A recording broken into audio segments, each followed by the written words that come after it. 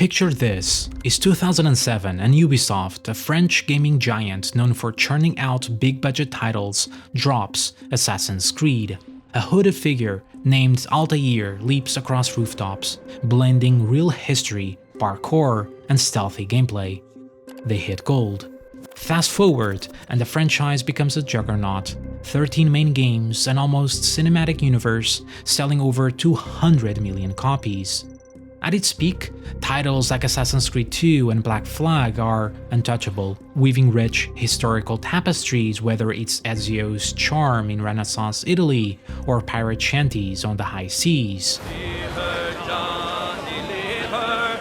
Tomorrow ye will get your fate, and it's time for us to leave her. But success breeds complacency. The formula gets stagnant and oversaturated.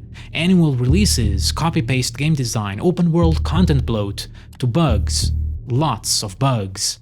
Origins and Odyssey pivot the series into RPG territory, but the bloat grows. And so do microtransactions. Ubisoft is banning user-created content in Assassin's Creed Odyssey that allows players to skip the Wait, sorry, I don't mean that. That allows users to diminish the quality of the game by earning XP for doing nothing. This most assuredly has nothing to do with the fact that Ubisoft sells XP boosters as part of its extensive and comprehensive array of microtransaction offerings. By 2020, Ubisoft is riding a roller coaster of hype and skepticism, desperate for a win. Valhalla sells well, but the cracks in the foundation are widening. How long can this last? With nearly 20,000 employees, a cratering stock, rumors of an impending sale, and a fanbase equal parts loyal and fed up, Ubisoft's fate hangs in the balance. Assassin's Creed Rainbow Six Far Cry, Assassin's Creed Rainbow Six Far Cry. When you're absurdly aggressive like Ubisoft, where you just keep pumping out the same titles over and over again, and at the exact same time, you just continue to crank up the monetization and the pricing and how many things are locked behind different versions of your game for $100, $130. Then, September 2022, Ubisoft teases codenamed Red, feudal Japan, ninjas, the setting fans have begged for since Ezio's days. May 15, 2024, it's official, Assassin's Creed Shadows. We are the shadows. Then the backlash begins. We blend in a crowd, says the 6'3" black man in the middle of feudal Japan. Asking for pre-orders without gameplay is wild.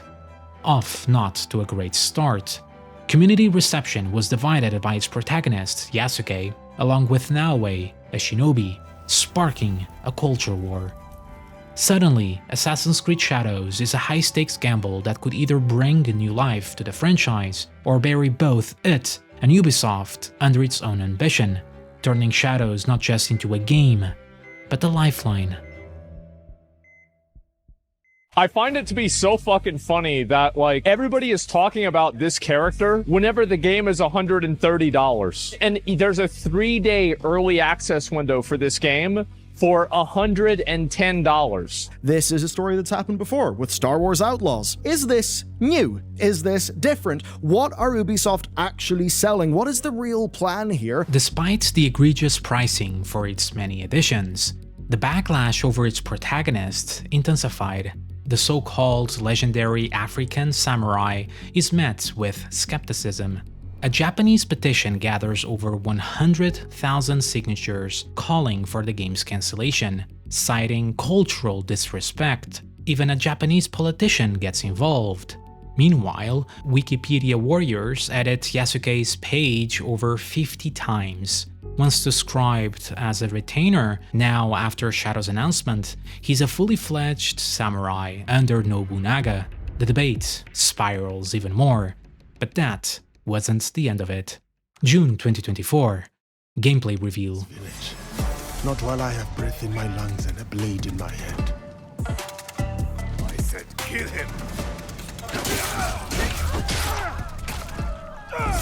And the reactions are brutal. The music choice, criticized. Dialogue, stiff. The fact that they put hip-hop music as Yasuke's battle music even though he was not African American should tell you everything about Ubisoft. But Yasuke was soon gonna be the least of their problems, as more controversies followed. Ubisoft copyright violates a flag design from a Japanese reenactment group and is forced to apologize and remove it, except in the already printed collector's edition art book, which costs $280. And another collectible faces scrutiny, a one-legged Torigate, reminiscent of the one in Nagasaki, a town that survived the 1945 nuclear blast. Another apology, another scrapped item. Ubisoft, what you're doing is the fake hypocritical diversity, okay? And what you're doing, Ubisoft, in your new racist video game called Assassin's Creed Shadow is just you're arrogant. By July 2024, Ubisoft issues a full statement specifically to the Japanese community. While we strive for authenticity in everything that we do, Assassin's Creed games are works of fiction inspired by real historical events and figures.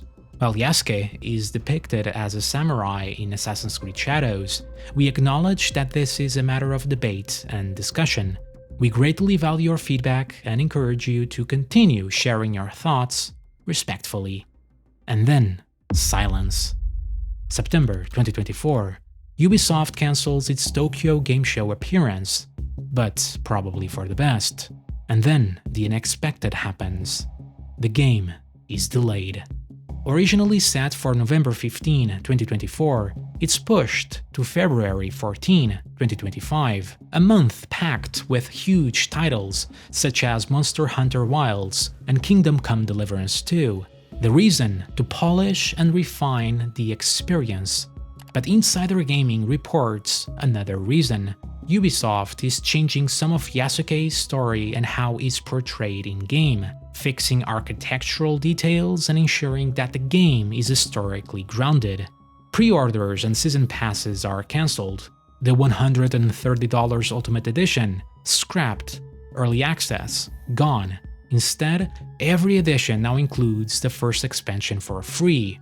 More shocking, Ubisoft announces a Day 1 Steam release, a first since 2019. Desperate for goodwill, and more importantly, sales. You see, Ubisoft isn't just battling Shadow's controversies. Their previous releases, Skull and Bones and Star Wars Outlaws, flopped terribly, failing to meet expectations. But the company's problems extend far beyond just underperforming games. A Ubisoft executive recently stated that players should get comfortable with not owning their games, a comment that didn't sit well with many regarding their push to their subscription service. To top it off, the justification for pricing Skull and Bones at $70 for calling it a quote, quadruple A game. Then there's the long list of consumer and friendly practices, always online DRM, preventing players from accessing single-player games, misleading trailers, microtransactions and loot boxes creeping into full-priced games, a toxic workplace culture rife with allegations of misconduct, and their monetization schemes being pioneers of the overpriced deluxe, gold, and ultimate editions, stuffing them with season passes, DLC, and pre-order bonuses at absurd price points. And that's without mentioning the increasingly subpar gameplay, franchise fatigue, lack of polish, and overall declining quality of their titles.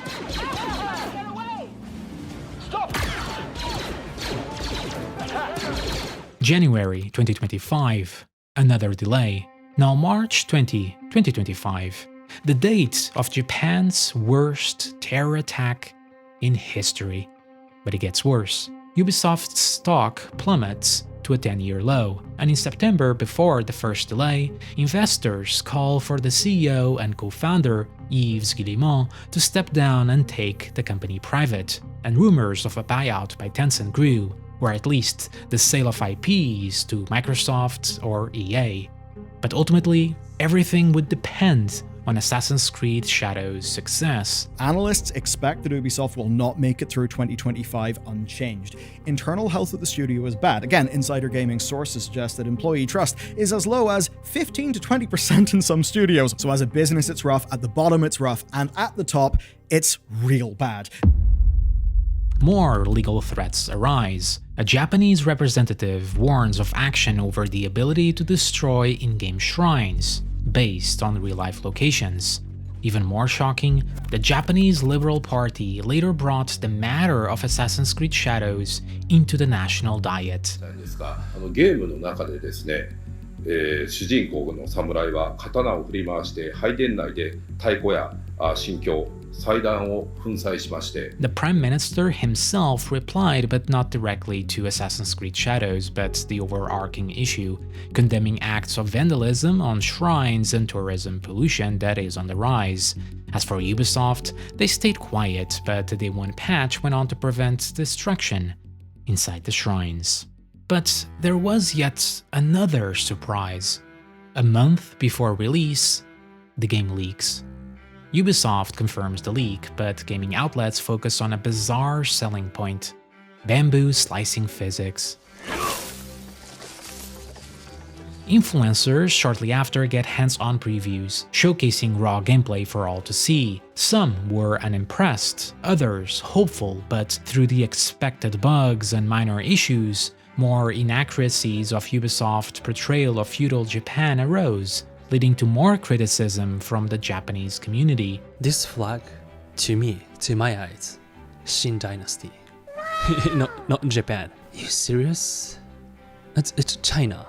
Of course you do boba tea for campaign. So far, through all these mistakes regarding Japanese culture or history that could have been easily avoidable, it was a minor problem for many players, either because you didn't care or you would argue that past games had equally changed history to fit its own fiction. And despite everything, pre-orders did track solidly with Odyssey. So was the backlash overblown? Was Shadows truly gonna be the disaster people claimed, or just another bloated Ubisoft game stuck in its stagnant formula? Or would it surprise everyone? Well, the answer to that question finally arrives on March 20, 2025.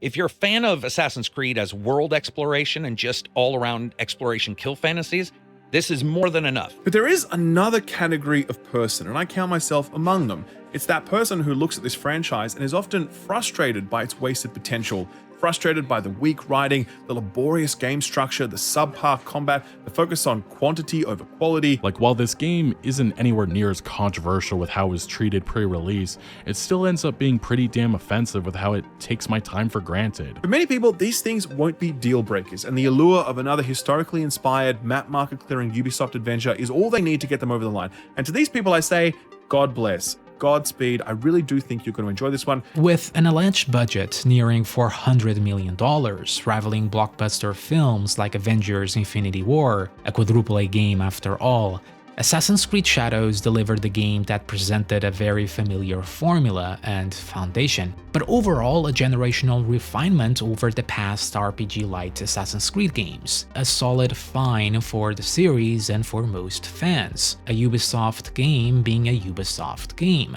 where quantity versus quality reigns supreme, microtransactions and a free battle pass and all.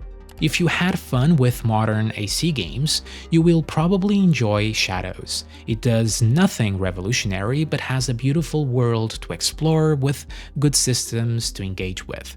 Personally, I really like Origins and Odyssey, hated Valhalla. This is more in line with a form or two, so I'm having fun. So is this the end of the story? Well, even if Shadows turns a profit, Ubisoft's broader struggles remain. Skull and Bones, reportedly costing between $650 to $800 million over its decade-long development cycle, had fewer than 1 million players. Likewise, Star Wars Outlaws, with a budget estimated between $200 to $300 million, sold just over 1 million units in its first month, and Avatar: Frontiers of Pandora just nearing 2 million copies sold. Compared to Valhalla and Odyssey, 10 to 15 million copies were sold. plus other failures like their X-Defiant free-to-play shooter and even smaller games that were horribly marketed and priced like Prince of Persia: The Lost Crown. Given these figures with overblown budgets, Shadows would need to sustain exceptional long-term sales to significantly impact Ubisoft's financial standing, which a solid fine is likely not gonna make that happen, as investors quickly showed their lack of confidence in the product, as evidenced by their stock value a day after its release. This in turn could lead Ubisoft's precarious position to the rumors, IP sales, restructuring, and layoffs, mirroring the much-needed changes to the bloated nature of their game designs and formula. Ultimately, Yasuke wasn't even in the top 5 problems of Assassin's Creed Shadows, as mainstream media tends to frame any criticism that way. The real issue lies with Ubisoft's deep-rooted, greedy business practices, a toxic corporate environment that stifles innovation, a lack of care that resulted in the various valid controversies, and a game that needed to be revolutionary but instead settled for more of the same. Shadows wasn't a disaster, but it also wasn't the triumph Ubisoft desperately needed. But to truly understand Ubisoft's downfall, we have to dig even deeper into the core issues of the gaming industry to uncover the real reasons behind the rise and fall of Ubisoft as a company and how it led them to this breaking point, to venture into the controversies of a forgotten past, to the very depths of Ubisoft's beginnings and what led them astray. After all, this is the same company that removed crossbows in the original Assassin's Creed for historical inaccuracy. But that is a longer story for another time. Thank you for watching, and happy gaming.